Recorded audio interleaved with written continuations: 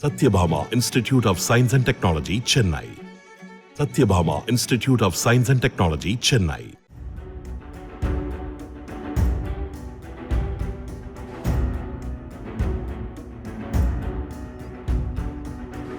உளுந்தூர்பேட்டை அருகே செம்மணங்கூர் கிராமத்தில் அதிக அளவில் இரை எடுத்த பச்சை பாம்பு ஒன்று சாலையில் நகர முடியாமல் படுத்திருந்த நிலையில் மீட்கப்பட்டு ஊருக்கு வெளியே புதர் பகுதியில் விடப்பட்டது.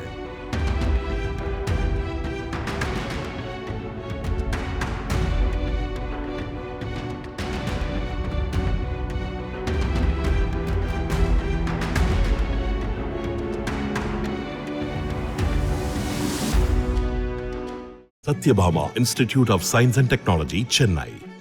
Satyabhama Institute of Science and Technology, Chennai.